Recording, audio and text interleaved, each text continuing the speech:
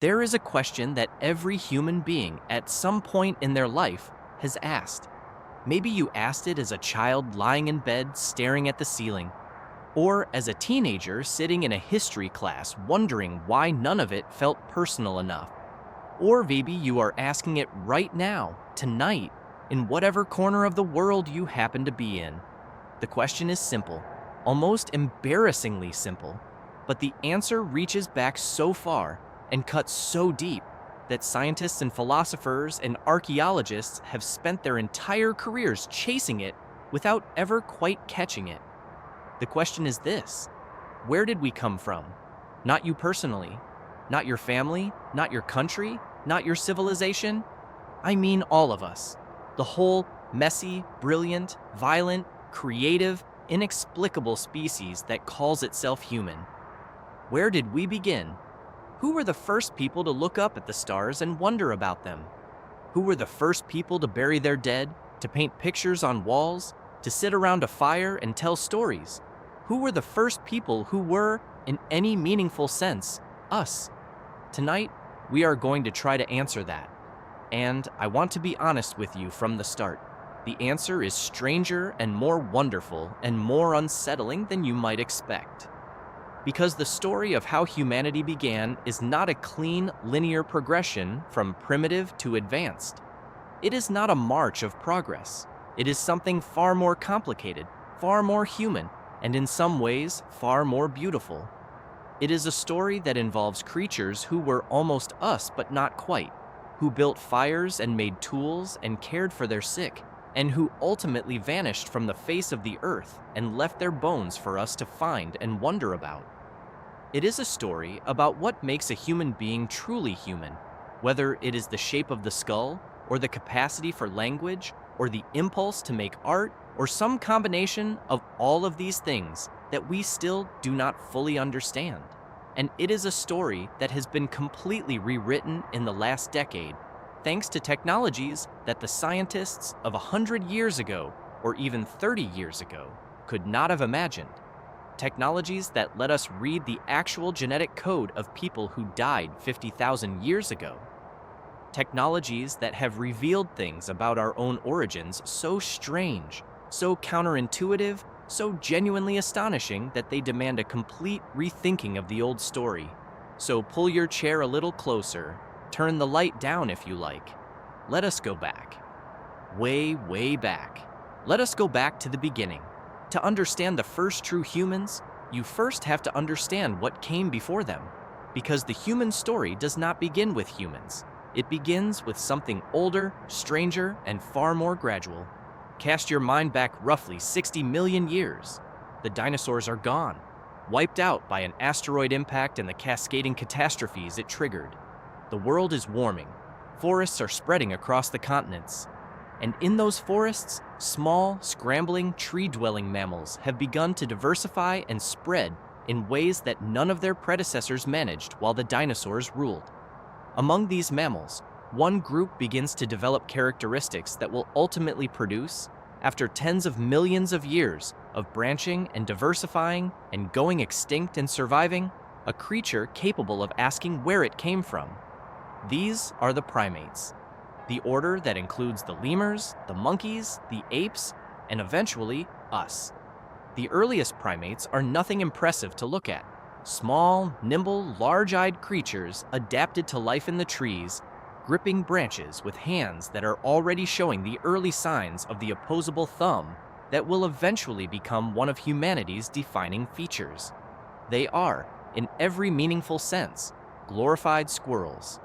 But they have brains that are, relative to their body size, unusually large.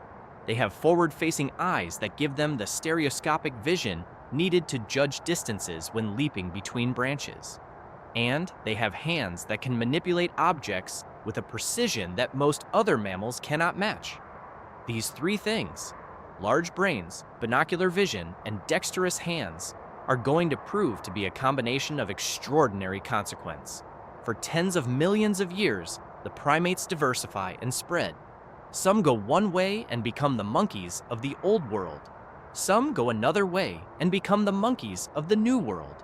carried there on floating vegetation mats across a narrower Atlantic Ocean. Some remain in Madagascar and evolve into the extraordinary diversity of lemurs we see today. And some, the lineage we care most about for our story, continue to evolve in Africa and Asia into creatures of increasing size and sophistication. By around 20 million years ago, there are apes. By 15 million years ago, there are great apes, the family that includes orangutans, gorillas, chimpanzees, and a lineage of creatures that will eventually, through a branching and stumbling and experimenting process that takes another 10 million years, produce something genuinely new, something that walks upright. To understand the first true humans, you also have to understand the world that shaped them. Because the environment does not simply provide a backdrop for evolution, it is the author of it. Around 2.5 million years ago, the Earth began cooling. Not the kind of cooling you notice in a single year or a single decade, a deep, slow, planetary cooling driven by shifts in Earth's orbit and the positioning of the continents. Ice began to build up at the poles. Glaciers crept down from high mountains. Forests contracted. Savannas expanded. This cooling did not happen all at once. It came and went in pulses, in long glacial periods punctuated by shorter, warmer interglacial periods. Ice ages followed by retreats, followed by new ice ages, in rhythmic cycles that persisted for millions of years and are, technically speaking, still going on today. We are currently living in an interglacial period within a broader ice age, a fact that tends to surprise people who think of ice ages as things that are definitively over. For the creatures living in Africa during these cycles of cooling and warming, the changing climate was a selection pressure of extraordinary intensity. Forests gave way to open grasslands, then forests returned, then grasslands again. Animals that were too specialized for one environment found themselves struggling or extinct when conditions changed. Animals that were flexible, that could adapt, that could shift their behavior in response to environmental change, those animals survived. And among the animals of Africa during this period, one lineage was becoming increasingly good at exactly that kind of flexible, learned, adaptable behavior. Not because they were physically the strongest, or the fastest, or the best defended, but because of what was happening inside their skulls. Their brains were growing. Slowly, improbably, at significant metabolic cost, the creatures in this lineage were developing larger and more complex brains. A larger brain requires more calories to run than any other organ in the body.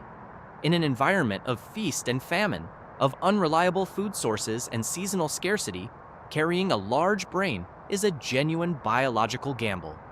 It had better be worth it. For these creatures, it was.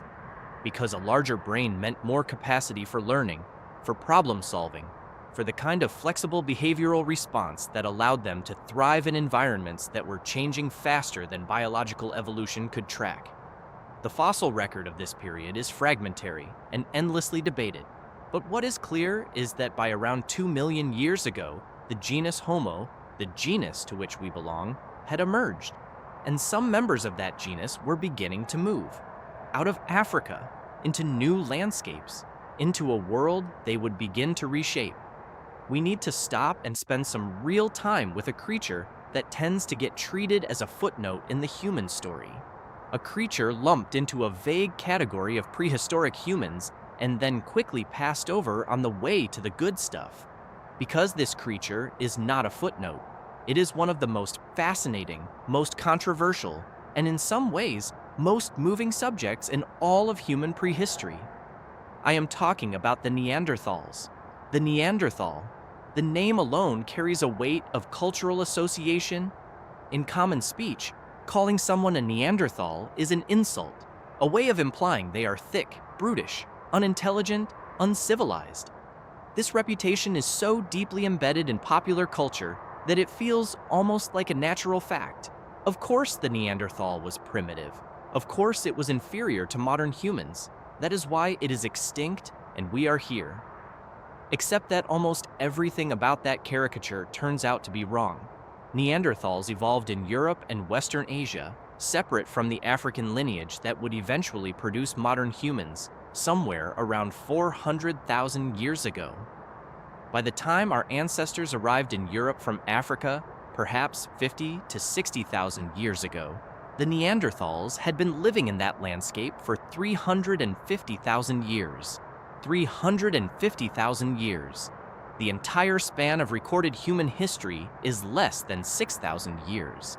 The Neanderthals occupied Europe for nearly 60 times that long. During those hundreds of thousands of years, they were not standing still. They developed what archaeologists call the Mysterian tool culture, a sophisticated tradition of stone tool manufacture that required planning, skill, and knowledge that could not be reinvented fresh each generation. The tools had to be taught, which means the Neanderthals had to have some way of transmitting knowledge from one generation to the next. They knew fire, not just the opportunistic use of naturally occurring fire, but the deliberate, controlled management of fire for warmth, for cooking, for light in the darkness of the caves they made their homes. Making and maintaining fire requires accumulated knowledge, passed down. They made clothing, animal skins processed and shaped to cover the body. In the frigid conditions of Ice Age Europe, where temperatures regularly dropped far below what an unprotected human body could survive, this was the difference between life and death. They buried their dead. This is perhaps the most significant thing we know about the Neanderthals, and it is the thing that makes them most unsettlingly familiar. Burial is not a practical necessity. You do not need to bury a body to survive. Burial is something you do for the body's sake, or for the sake of those who survive, or because you have some concept that the dead person deserves treatment that differs from the simple abandonment of a carcass. Burial implies, at minimum, some form of social bond that persists beyond death. They cared for their sick and injured. We know this because we find Neanderthal skeletons with injuries that could not have healed without sustained care from other individuals. A Neanderthal with a broken leg, or a crippling infection, or the degeneration of old age could not have survived alone. They survived because others brought them food, because others stayed with them, because the social bond within Neanderthal groups was strong enough to support individuals who could not contribute. And they may have made art.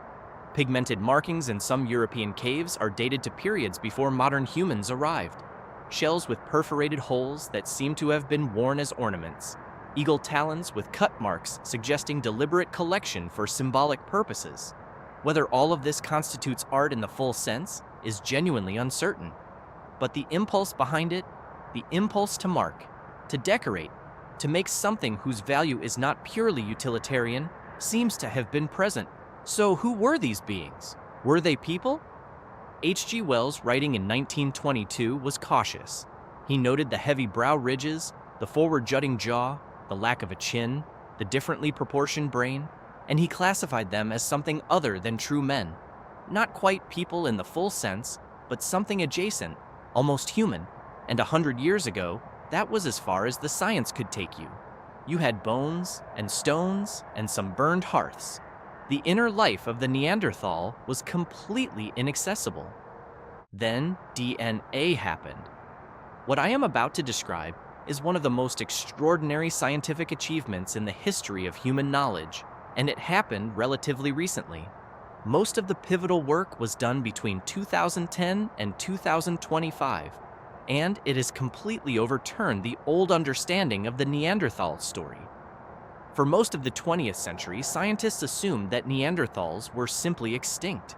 They had lived in Europe, modern humans had arrived, and the Neanderthals had disappeared, their genetic line ending with the last of them. Then, in 2010, a Swedish geneticist named Svante Pääbo and his team at the Max Planck Institute for Evolutionary Anthropology managed to sequence the Neanderthal genome, working from bones that were 50,000 years old, dealing with DNA that had been degrading for all that time and contaminated with the DNA of every modern human who had ever handled the specimens. They managed to reconstruct a coherent picture of the Neanderthal genetic code. It was a technical achievement so difficult that most experts had considered it essentially impossible. Pabo eventually won the Nobel Prize in Physiology or Medicine in 2022 for this work. And what the genome revealed changed everything. The Neanderthals did not simply go extinct, they were absorbed, folded into the expanding population of modern humans through interbreeding that happened repeatedly across thousands of years of coexistence, producing children who were part Neanderthal and part modern human, and whose descendants survive to this day. If you are watching this and you are not of purely sub-Saharan African ancestry, you have Neanderthal DNA inside you right now. Not a lot of it. Somewhere between 1 and 4% of your total genome, depending on where your ancestors came from. But it is there, ancient, real, a direct inheritance from creatures who lived in Ice Age Europe tens of thousands of years ago. The Neanderthals are not gone. In the most literal genetic sense, they are inside us. A Princeton University study published in the journal Science in 2024 went even further. Using a sophisticated machine learning genetic analysis tool called IBDMix, researchers identified not one, but multiple waves of contact and interbreeding between modern humans and Neanderthals. A first wave roughly 200 to 250,000 years ago. A second wave around 100 to 120,000 years ago. And the largest and most consequential wave around 50 to 60,000 years ago, when the main out of Africa migration was underway. 250,000 years. That is more than 12 times the entire span of recorded human civilization. For that entire period, humans and Neanderthals were meeting, competing, coexisting, and yes, sometimes having children together. Then, in December 2024, researchers at UC Berkeley and the Max Planck Institute published a more precise dating of the interbreeding, analyzing 58 ancient human genomes alongside modern ones. They determined that the main period of Neanderthal-human interbreeding began around 50,500 years ago and lasted approximately 7,000 years. 7,000 years of genetic exchange, of meeting in the forests and on the riverbanks, of encounters that were sometimes hostile and sometimes not, and they found something else, something unsettling and fascinating in equal measure. Certain regions of the modern human genome are completely devoid of Neanderthal DNA, so-called Neanderthal deserts. These regions developed very rapidly after the interbreeding event, suggesting that some of the Neanderthal genes were lethal when combined with modern human genetics. Some of the inherited traits were purged almost immediately by natural selection, even as others were preserved. And the ones that were preserved are things we carry today. Certain Neanderthal gene variants have been identified as contributing to immune function, helping the bodies of early modern humans deal with pathogens they encountered as they entered new environments. Other contributions affect skin pigmentation and the body's ability to adapt to different light conditions. Still others appear to affect blood coagulation. There was also, discovered in a Siberian cave in 2018, an actual first-generation hybrid child. A young girl whose mother was a Neanderthal and whose father was a Denisovan, another archaic human species discovered only in 2010 from a single finger bone in the Altai Mountains. A child with two different kinds of ancient human as parents, living in a cave tens of thousands of years ago, who died young and whose bones, through extraordinary scientific luck, happened to preserve her DNA until modern researchers could read it. The world our ancestors lived in was not a world of one kind of human. It was a world of several. And they knew each other. They met, they competed, they killed each other sometimes, and sometimes they also had children together. And those children became ancestors, and their descendants are watching this video right now. Before we meet the first true humans directly, we need to briefly introduce two more players in this ancient drama. Two more of the near-human creatures that populated the world in the hundreds of thousands of years before Homo sapiens fully emerged. The first is the Heidelberg man, named after the German city near where the crucial specimen was found. Not a whole skeleton, but a single jawbone discovered in a sandpit in 1907. This creature lived somewhere between 700,000 and 200,000 years ago. It is a jaw unlike any modern human jaw, massive, absolutely chinless. The bone so thick and dense that H.G. Wells, looking at this single specimen, described it as one of the most tormenting objects in the world to human curiosity. You look at it, he said, and you catch just one blurred glimpse of this thing, shambling through a bleak wilderness, clambering to avoid the saber-toothed tiger, watching the woolly rhinoceros in the woods. And then, before you can see it clearly, it vanishes. The Heidelberg man made tools, thousands of them, in the deposits of the same geological period. Big tools, heavier than those of modern humans, requiring considerable strength to use and considerable skill to make. Whatever made those tools was not a simple animal. It was something with intent, with a plan, with the ability to look at a piece of flint and see the knife or scraper inside it, waiting to be liberated. The second is the Rhodesian man, now more properly called Kabwe man, after the Zambian town near where it was found in 1921.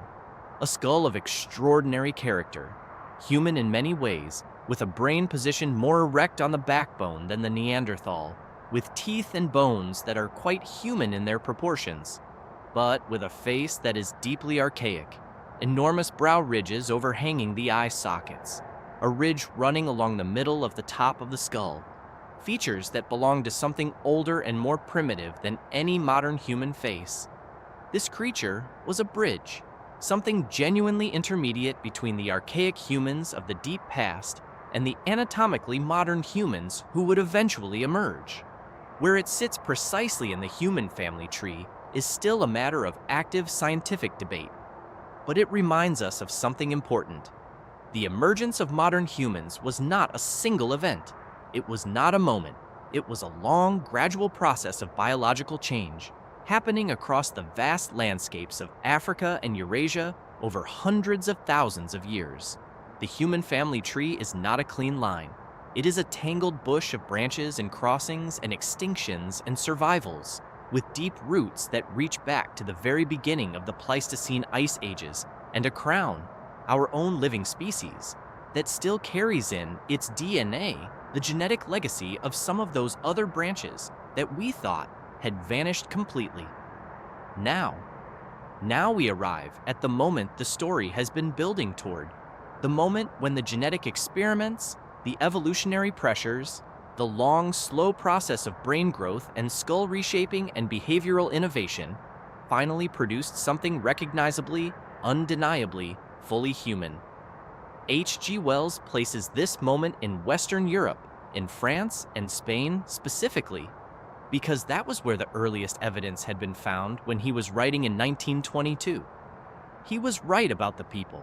He was partly wrong about the geography. We know now, thanks to a century of additional archaeology and the revolutionary addition of ancient DNA analysis, that anatomically modern humans evolved in Africa. Our species, Homo sapiens, appears in the African fossil record at least 300,000 years ago, possibly earlier, at sites like Jebel Irhoud in Morocco, that contain human remains pushing our origins back to 315,000 years ago. Africa was the cradle, but the people who show up in the European cave record are among the most significant populations of early modern humans that we know of in archaeological detail. They are called Cro-Magnons in the traditional terminology, though modern scientists prefer the more precise term European early modern humans, named after the cave in the Dordogne region of southwestern France, where their remains were first recognized in 1868, when road construction workers accidentally exposed a rock shelter and the paleontologist Louis Lartet came to investigate. What Lartet found in that cave changed everything. 5 skeletal remains, a middle-aged man, 2 other adults, a young woman, and an infant, lying in what was clearly an intentional burial, decorated with pierced seashells, with animal teeth fashioned into ornaments, their skulls unmistakably, undeniably modern. The same tall, rounded cranium, the same vertical forehead, the same pronounced chin, the same proportions of face and jaw that you would see in a person walking down the street today. These were people, fully, completely, anatomically people. and they had died, and their community had buried them, and they had been lying in that cave for between 10 and 35,000 years, waiting. H.G. Wells notes that one of the women's skulls found in these early sites exceeds in cranial capacity the average modern man's. Some of the male skeletons are over 6 feet tall. They are physically robust, powerfully built, and in terms of basic biology, completely indistinguishable from any living human being. These first true men, Wells tells us, already belong to at least 2 very distinct races. The Cro-Magnards themselves, tall and high type, whose physical type resembled that of the North American Indian, and a second group, found in the Grimaldi Cave, distinctly Negroid in its characters, with its nearest living affinities among the Bushmen and Hottentots of South Africa. These 2 different populations, living in the same general region of Western Europe tens of thousands of years ago, remind us that human diversity is ancient, far more ancient than any of the social constructions built around it in recent centuries. But what they did with their biology, that is where the story gets truly extraordinary. Imagine you are in a cave, not the kind of tourist cave with electric lights and wooden walkways, but a real cave, deep in the limestone hills of southwestern France, sometime around 35,000 years ago. The darkness here is absolute, not the darkness of a room with the curtains drawn, where your eyes eventually adjust and the shapes of things resolve into gray outlines. This is the darkness of deep underground, where no photon has ever penetrated, where there is nothing for your eyes to work with even in principle. You are carrying fire, a lamp of hollowed stone filled with animal fat, with a wick of moss or twisted plant fiber. The light it casts is small and warm and dancing, throwing moving shadows on the uneven limestone walls around you. You have walked deep into this cave. You have passed through passages where you had to crawl on your belly, where the rock pressed close on every side. You have come to a place where the wall is smooth enough, and you have stopped here with your lamp. And you have made art. Not scratches, not simple marks, real art.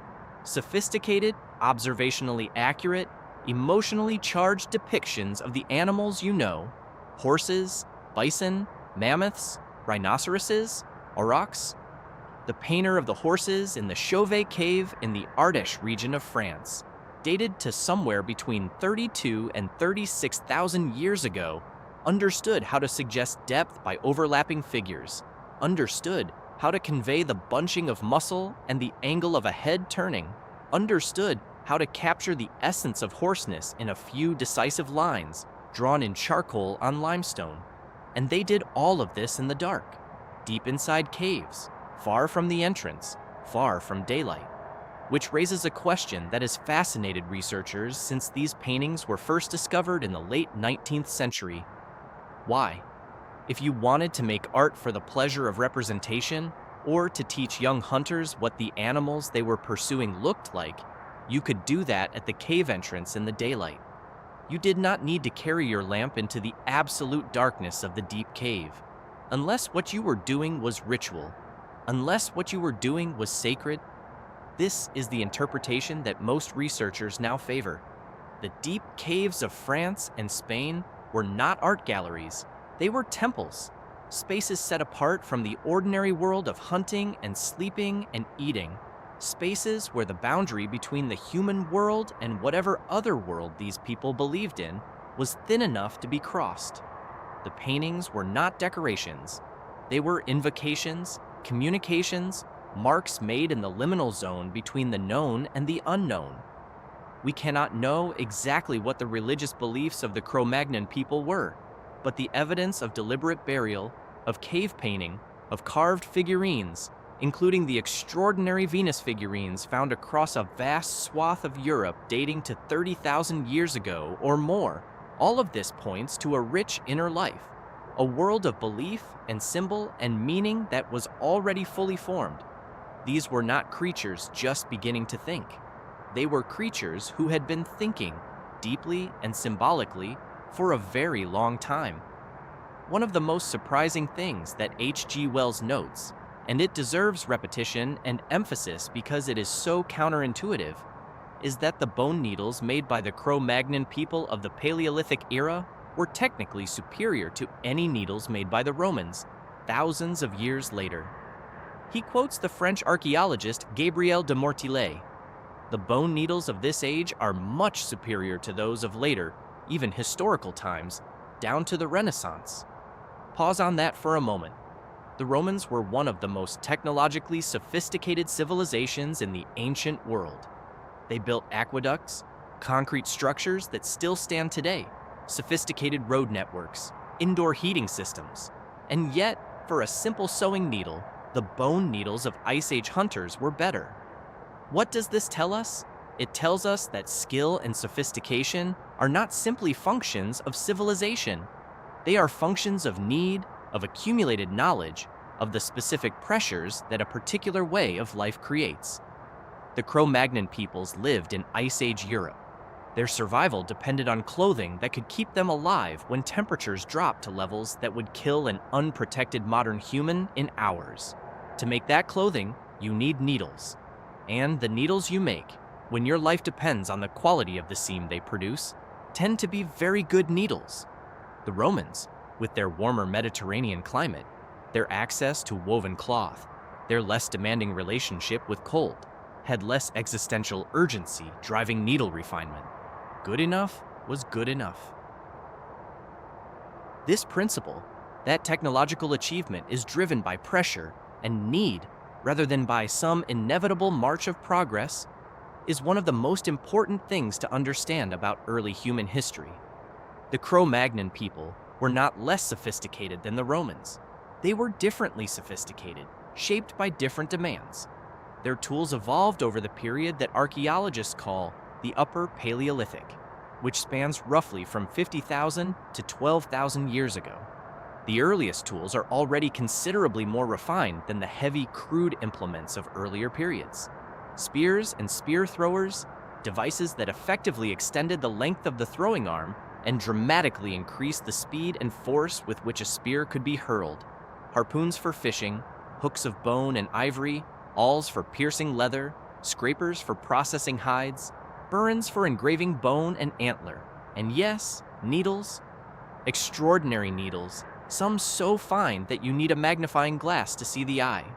These people were not primitive, by any measure that actually matters, by the sophistication of their technology relative to the demands of their environment, by the complexity of their social organization, by the richness of their symbolic life.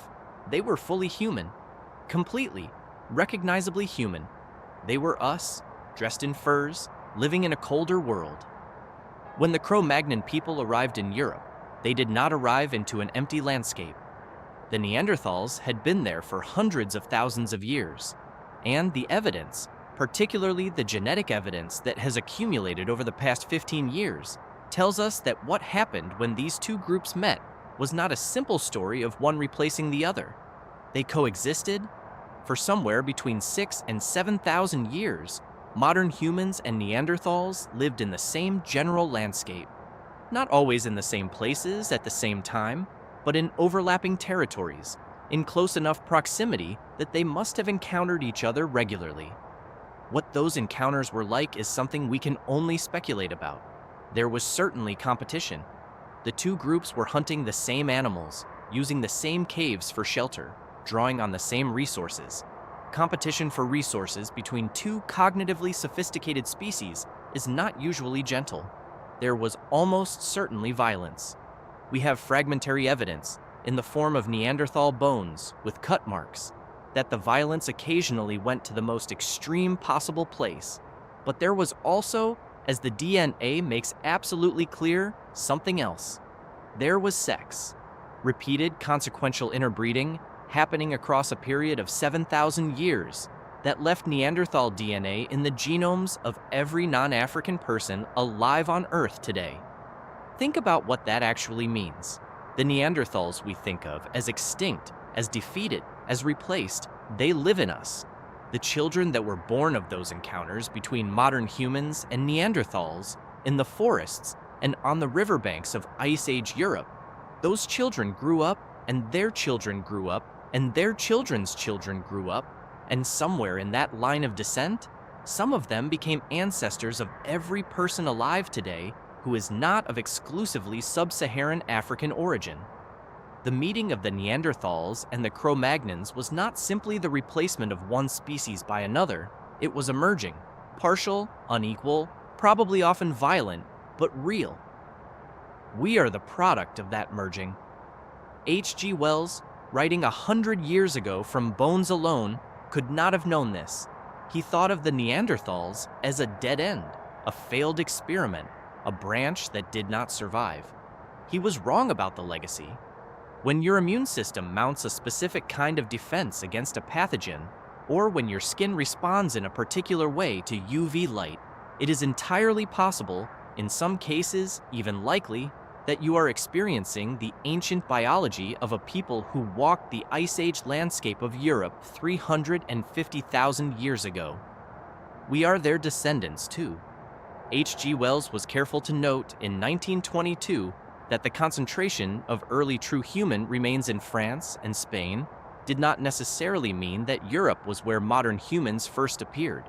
He was right to be cautious, and his caution proved prescient. The bias in the archaeological record toward Europe was partly genuine, partly an artifact of where archaeologists were looking in the 19th and early 20th centuries. Europe was the most intensively investigated region of the world at that time. Africa was largely unexplored by trained paleontologists. Asia was similarly underinvestigated.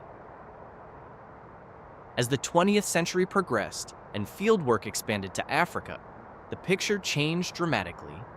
Sites like Pinnacle Point in South Africa, Blombos Cave in South Africa, Herto in Ethiopia, and Jebel Irhoud in Morocco yielded modern human fossils and sophisticated tools, symbolic objects, and behavioral evidence that pushed the African origins of our species back further and further. The consensus that emerged, and that is now as solid as anything in paleontology, is that Homo sapiens evolved in Africa, probably in a complex multi-regional way across the entire continent rather than at a single point. The out-of-Africa migration, the dispersal of modern humans from the African continent to eventually populate the entire world, is itself an extraordinary saga still being worked out in detail. But the broad outlines are clear.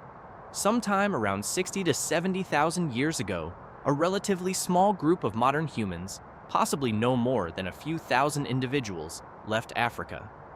They moved through the Middle East and then fanned out in multiple directions. Some went north and west into Europe. Some went east across southern Asia. Some followed the coastline of southern Asia and eventually reached Australia, making a maritime crossing that required boats or rafts and represents one of the earliest confirmed examples of open sea navigation in history. Some went north through Central Asia and eventually reached Northeast Asia, and from there, crossing the Bering Land Bridge when sea levels were low enough to expose it into the Americas. Within this broad migration, there were multiple waves, multiple population splits and reunions, multiple episodes of contact with archaic human populations. The human species, as it exists today, is the product of all of this movement and mixing and separating and merging. There is no pure population. There is no lineage that goes back to a single founding ancestor without complication. We are all the product of a long, tangled, migrating, interbreeding, adventuring history that has been written across tens of thousands of years and recorded in the most literal possible way in our DNA. Now, I want to spend some time on something that H.G. Wells addresses in his chapter on primitive thought, because it is, in some ways, the most profound question in the entire story of human origins. Not where we came from physically, but where we came from mentally. Not when our bodies became modern, but when our minds became what we would recognize as human minds. The question of when and how human consciousness emerged. When our ancestors first began to experience the world, not just as a set of stimuli to be responded to, but as a place of meaning, of narrative, of past and future, may be unanswerable in principle. Consciousness does not fossilize. You cannot dig up consciousness. You cannot sequence the genome of a feeling. But you can look for its products. You can look for the evidence of behavior that seems to require something like the experience of meaning in order to explain it. The earliest unambiguous evidence of modern human cognitive behavior comes from Africa, not Europe, and it is much older than the Lascaux and Altamira cave paintings that tend to dominate popular accounts. Blombos Cave on the southern coast of South Africa contains evidence of ochre, a red iron-rich pigment, being systematically collected and processed as early as 100,000 years ago. Not just ochre used casually, but ochre that was ground into powder using specific grindstones, mixed with fat and other materials in shells that served as containers, and stored for later use. This is not instinctive behavior.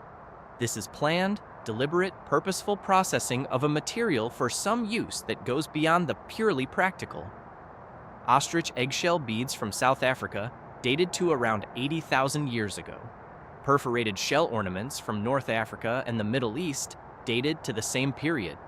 Trade networks, evidenced by the movement of specific raw materials far from their sources, appearing in the African record over 100,000 years ago.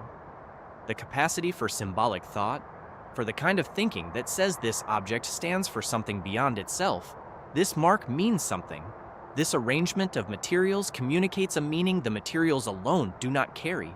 That capacity appears to be ancient, far older than the European cave paintings, far older than most people realize. G. Wells, with his typically vivid imagination, speculates about what it felt like to be one of these early humans. He imagines a mind that thought in pictures rather than logical sequences, far more susceptible to emotion and imagination than the analytical mind that modern education tries to cultivate. He imagines a world seen through eyes that were perpetually alert to the animate possibilities of the inanimate, that saw faces in rocks and intentions in weather, that experienced the boundary between self and world as much more permeable than we experience it today. He is probably right about much of this. The capacity for magical thinking, for seeing patterns and agents and intentions in things that do not actually have them, appears to be a very deep feature of human cognition. It is not a failure of reason. It is, in many respects, what reason is built on top of. The impulse to look for cause and effect, to find the explanation behind the phenomenon, to construct a narrative that makes the world intelligible, that impulse precedes and underlies the scientific method. The first medicine men, as Wells puts it, were the people who were better than others at articulating explanations for things that happened. Whether their explanations were correct was less important in the short term than the fact that they provided a framework of meaning within which the group could act collectively. The first priest was the first scientist, however wrong the specific conclusions might have been. This is not a condescending observation, it is a humbling one, because the impulse that drove those first medicine men to their caves and their rituals and their ochre paintings is the same impulse that drives modern scientists to their laboratories and their instruments and their peer-reviewed journals. The impulse to understand, the impulse to find the explanation, the impulse to make the world make sense. We are continuous with those first true humans. Their questions were our questions. Their wonder at an incomprehensible universe is our wonder. The face peering at us from 30,000-year-old art on a cave wall in France is, in every meaningful sense, our face. Let me bring this vast story down to a specific and fascinating moment. Around 12 to 15,000 years ago, a new people appeared in southern Spain. They are called the Azilians, named after a cave called Mas d'Azil, where their traces were first identified. They were still Paleolithic people, living by hunting and gathering, still in the Stone Age in terms of their tool-making tradition. But something was happening in their minds that marks a genuinely new development. They drew vividly, with the same observational skill and confident line that characterizes the great cave paintings of the earlier Paleolithic. But alongside their realistic drawings of animals and people, they had begun to develop something else, a kind of shorthand, symbols, conventionalized marks in which a complex thing was represented by a simple pattern rather than a detailed picture. H.G. Wells notes this with evident excitement. A man, he says, would be represented by a vertical dab with 2 or 3 horizontal dabs, not a drawing of a person, but a symbol that stood for a person. And alongside hunting drawings, there were marks like tallies, counting marks, records. One drawing, he notes, shows 2 men smoking out a bee's nest. The Azilians, 12 to 15,000 years ago, were developing something that looked very much like the beginning of writing. Not writing as we know it, not a full symbolic system capable of recording language, but the germ of the idea that a mark can stand for a thing, that a tally can record a quantity, that the mind's knowledge can be externalized into the physical world and preserved beyond the moment of knowing. Within 10,000 years of the Azilians, full writing systems would emerge independently in Mesopotamia, in China, and among the Maya.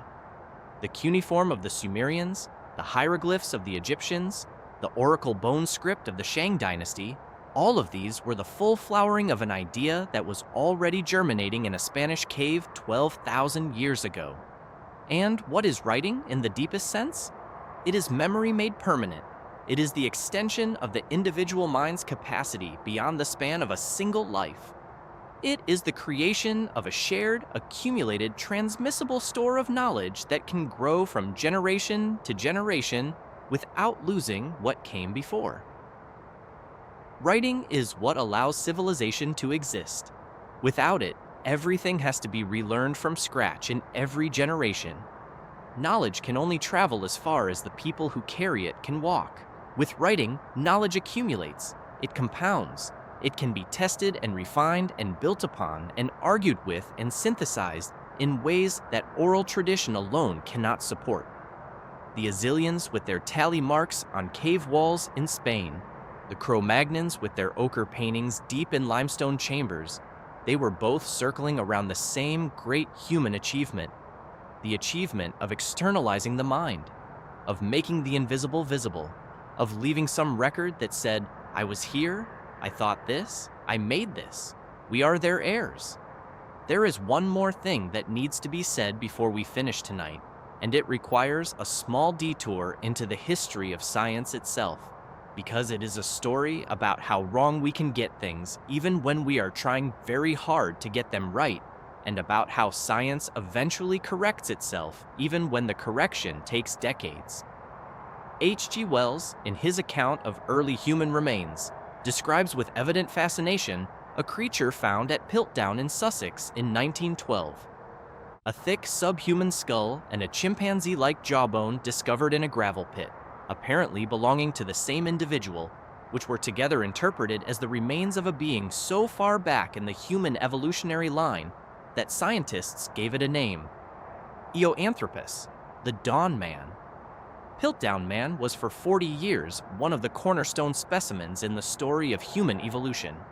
He was the missing link, the intermediate form between apes and humans that Darwin's theory predicted must have existed. He was also, as was finally proven beyond doubt in 1953, a fraud. The skull was the skull of a medieval human being. The jaw was from an orangutan. Both had been deliberately stained to look ancient. The teeth had been filed down to make the jaw look more human-like. Someone had deliberately constructed a fake prehistoric human and planted it in a gravel pit in Sussex, and the scientific establishment of the early 20th century had been fooled for 40 years. The Piltdown forgery is one of the greatest scientific hoaxes in history. It influenced paleontology for decades, leading researchers toward incorrect interpretations of the human family tree. I raise this story not to embarrass science or to suggest that scientists cannot be trusted. I raise it for the opposite reason, because the Piltdown fraud was eventually detected. The scientific method, for all its vulnerability to human bias and motivated reasoning and institutional inertia, eventually produces correction. Eventually, the evidence wins. The story of human origins as we understand it today has been built on exactly this process of error and correction, of premature conclusions revised in the light of new evidence, of theories that seemed ironclad dismantled by a single anomalous bone or a single strand of ancient DNA. The story is not finished. There are aspects of our origins that will be significantly rewritten by discoveries not yet made, by technologies not yet invented, by researchers not yet born. That is not a weakness of the story. It is a strength. A story that can be revised in the light of evidence is a story that is getting closer to the truth. So, we have traveled a long way tonight. From 60 million years ago and the first small primates in the Eocene forests, through the cooling world of the Pleistocene and the emergence of the hominins, through the Neanderthals and their 350,000 years in Europe, through the first anatomically modern humans in Africa, through the Cro-Magnons with their bone needles and their cave paintings and their burials in shells, through the Azilians at the dawn of writing. Who were the first true humans? The honest answer is that the question does not have a clean edge. There is no single moment, no single individual, no single generation in which something that was not human became human. The process was gradual, overlapping, geographically distributed across an entire continent, and it involved not just one lineage, but several, interacting and interbreeding and competing across hundreds of thousands of years. But if you pressed me for an answer, I would say this.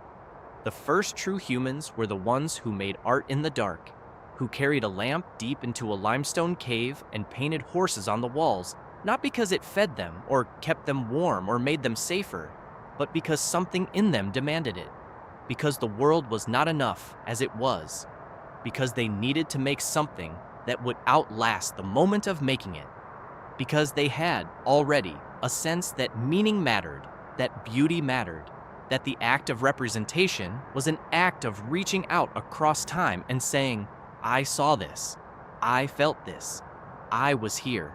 That impulse is so old it has bones. It has been with us for at least 35,000 years in Europe and probably far longer in Africa. It survived the Ice Age. It survived the Great Warming and the rising seas and the extinction of the mammoths. It survived every catastrophe that has come along since. It is still here. It is the impulse that made you curious about this video. It is the impulse that made me want to make it. We are the first true humans. And the first true humans are still with us, in the blood and in the bone, in the dream and in the story, in the impulse to reach into the dark and leave some mark that says, simply, undeniably, we were here.